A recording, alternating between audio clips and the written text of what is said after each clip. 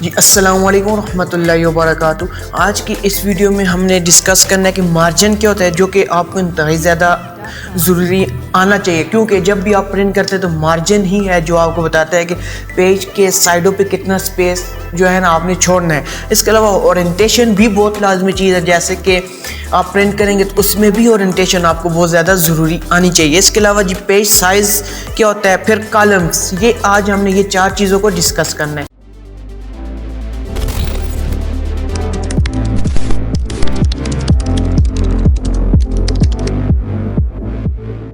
अब देखिए मैं अपने कंप्यूटर की स्क्रीन पे आ गया हूँ। अब सबसे पहले हम स्टार्ट करेंगे मार्जिन्स को, तो उसके लिए मैं यहाँ पे लिख लेता हूँ equal to round bracket start, और इसमें अगर 50 लिखूंगा तो आपको पता है 50 पैराग्राफ आ जाएंगे। अब मैं पहले पेज पे हटा हूँ।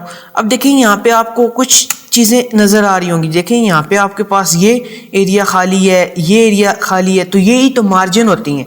ये जो सेपरेट आ रहा है ना, जो चीज़ पेज स्टार्ट होने से पहले खाली आ रहे हैं, जिसको आप एम्प्टी स्पेस भी कह सकते हैं, तो यही तो मार्जिन होता है। अब जी अगर आपके पास तो सबसे पहले ये रूलर नहीं आ रहे, ठीक है, मैं आपको लगा के बता देता हूँ, ये रूलर नहीं आ रहे तो इनको कैसे ऑन करना है। आप इसके लिए व्यू पे आ जाएं और यहाँ से रूलर पे चेक लगा लें, टिक लगी होनी चाहिए, ठीक है। अब जी मार्जिन का क्या काम है, सिंपल यहाँ पे आप आए देखिए, अभी हमने नॉर्मल लगाया, जैसे ही मैं नैरो पे क्लिक करूँगा तो ये देखिए पेज सारे का सारा चेंज हो चुका है। अभी देखिए यहाँ ऊपर एक स्पेस आ रहा है और यहाँ से भी आप इस स्पेस को जो है ना देख सकते हैं। चलिए इसको हम बाद में देखेंगे। अभी हम सिंपल यहाँ से कुछ पहले से जो बने हुए टेम्पलेट है, मार्जिन के भी टेम्पलेट बने हैं, जैसे कि आप बोल रहे हैं जी यहाँ से ये वाला आपने अप्लाई करना है, या मिरर अप्लाई करना है, या ऑफिस 2003 का डिफ़ॉल्ट जो था वो अप्लाई करना था। जैसे ही क्लिक किया तो देखें यहाँ पे ऑटोमेटिकली जो है मार्जिन अप्लाई हो चुकी है, ठीक है। ये तो खैर पहले से बने हुए प्रीसेट है। अगर आप कस्टम मार्जिन पे क्लिक करें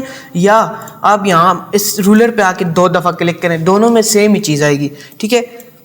अब यहाँ से आप इसको स्पेशल बता सकते हैं कि टॉप मार्जिन क्या हो, left right, top left right bottom, ये आपको पता होगा। पेज के ऊपर टॉप बॉटम नीचे लेफ्ट और राइट, ये आपको पता होगा।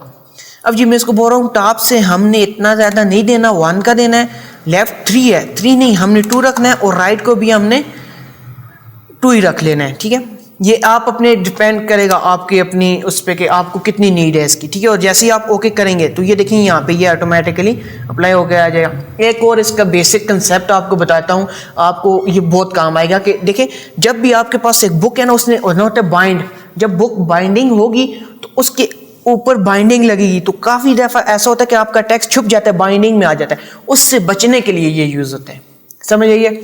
उससे बचने के लिए हम मार्जिन को पहले ही यूज़ कर लेते हैं कि पेज यहाँ से स्टार्ट हो, जब बाइंडिंग भी हो तो हमारा टेक्स्ट ज़ाया ना जाए। इसके बाद आता है ओरिएंटेशन। ओरिएंटेशन मैंने प्रिंट की क्लास में आपको पढ़ाया भी था कि 2 ही तरह की ओरिएंटेशन होती है। जैसे कि आपके पास एक ये आ गई पोर्ट्रेट और एक ये आ गई लैंडस्केप, और ये मैंने आपको डिटेल में पढ़ाया था। जो आपके पास पोर्ट्रेट आता है CV में यूज़ होता है, लेटर में, इस तरह एप्लीकेशन में, और जो आपके पास लैंडस्केप आता है वो आपको पता है सर्टिफिकेट्स में यूज़ होता है। यहाँ से आप इसको रख भी सकते हैं, लैंडस्केप और ये पोर्ट्रेट। अभी मैं पोर्ट्रेट ही रखूँगा इसके लिए।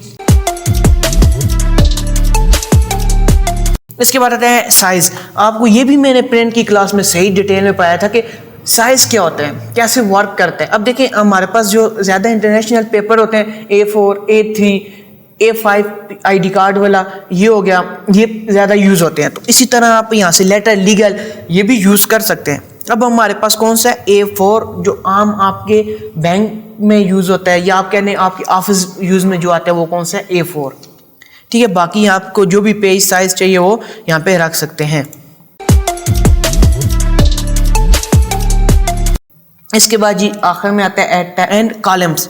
कॉलम्स आपने अखबार तो पढ़ी होगी सबने, अखबार जैसे न्यूज़ होती है ना, सिंपली न्यूज़पेपर की तरह कॉलम्स हैं कि आपके जो डॉक्यूमेंट है उसमें कॉलम 1 हो, 2 हो गए या 3 हो, ये आप यहाँ से डिफाइन करते हैं, ठीक है।